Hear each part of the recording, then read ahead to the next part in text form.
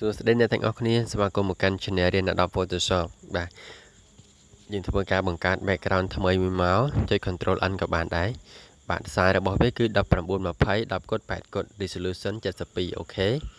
ហើយចុច Control I បាទដើម្បីចាក់ពណ៌ខ្មៅជាអក្សរ T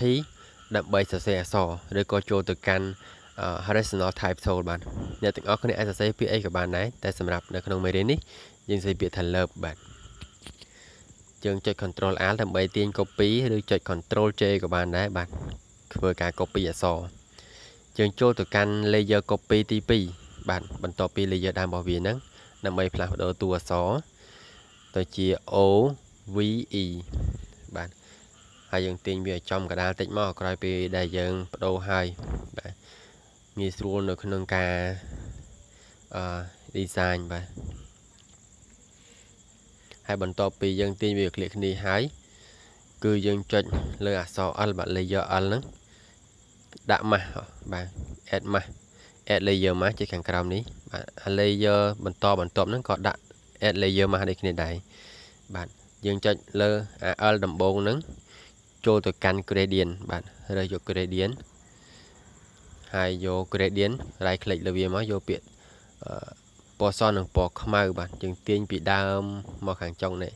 បាទទី2យើងคลิกចឹងទៀតទាញពីមកទូ O ហ្នឹងបាទអត់អាចទាញហួសហ្នឹងបានទេបើយើងទាញហួសទៅវាបាត់អក្សរតែម្ដងបាទទាញមកទំហំអក្សរហ្នឹងបាទអូខេពេលដែលបានអញ្ចឹងហើយគឺទាញវាគៀកគ្នាមកបាទលក្ខណៈថាសមោលបាំងគ្នាអញ្ចឹងណាបាទចុច select ទាំងអស់មកយើងចុច Control G មួយដើម្បី group វា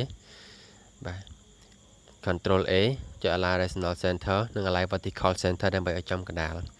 បាទហើយយើងចាប់ទាញអា group មិញហ្នឹងទាញយកមកដាក់ខាងក្រោមនេះ copy វាបាទ copy វាជា2អញ្ចឹងមកចុច Control T បាទទាញអាចចំណុចកណ្ដាលដាក់ខាងក្រោមចុច Flip Vertical ដាក់វាជា reflection បាទចំពោះ opacity យើងដាក់ត្រឹម50 30អីក៏បានដែរហើយយើងចូល add layer mask ដដែលចូលមកកាន់ gradient ហើយទាញពីក្រោមនឹងលើត្រឹមសម្អល់របស់វាហ្នឹងបាទអូខេចំពោះមេរៀននេះចប់ហើយ